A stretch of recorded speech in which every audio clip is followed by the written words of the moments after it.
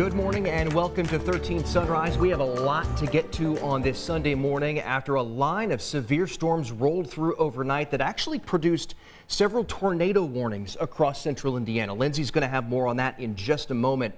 Thankfully, no tornadoes reported, but Correct. We do have what appears to be some wind damage, including right here. I want to get to some images from Frankfort. This is the scene in town in Frankfort. You can see a tree down on top of a car, lots of debris around it, scattered throughout the road and the sidewalk. At one point, in addition to some reports of trees down across parts of central Indiana, we also had about 7,000 homes and businesses without power. Crews are working right now to get everything back on. In fact, as the sun starts to come up, as we get daylight, we're getting a better look at the damage in Boone County specifically. This is a live look at some downed power lines near Sheridan, kind of near the Hamilton-Boone County line. This is US 421, and police say that intersection of 421 and 47 is going to be closed while power crews make repairs.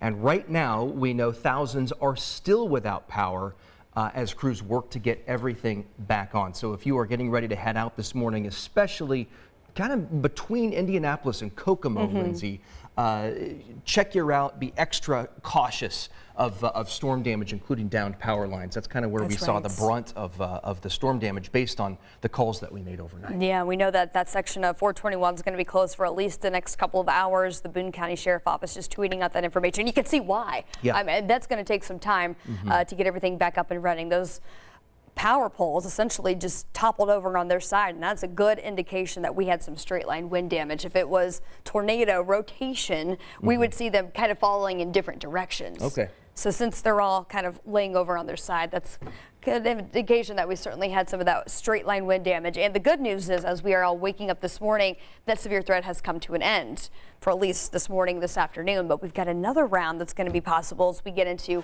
late tonight before the system comes to an end completely. It's rare that we go from a record warm day like what we had yesterday, a 77-degree high, when the average is 47.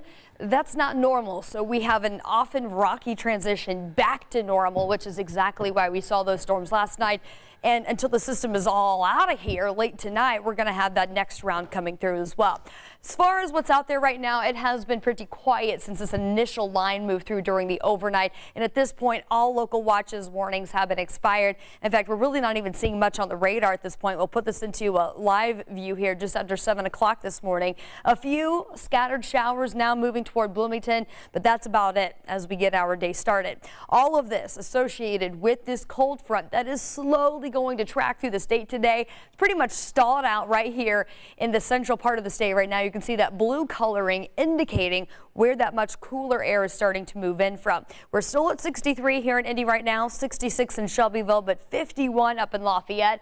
It's that cooler air mass that's going to take over for us, and a collision of that cooler air with the warmer air that's going to give us that setup for some stronger storms once again tonight. This is the latest from the Storm Prediction Center. We've got the green and the yellow highlights representing a level 1 and 2, meaning that potential is there for some isolated to scattered strong to severe storms. Let me walk you through the timeline now. This is going to take us over the next several hours. Notice as the sky clears, temperatures are going to hold steady in the 50s to areas north, closer to the boundary, and in the 60s for areas elsewhere.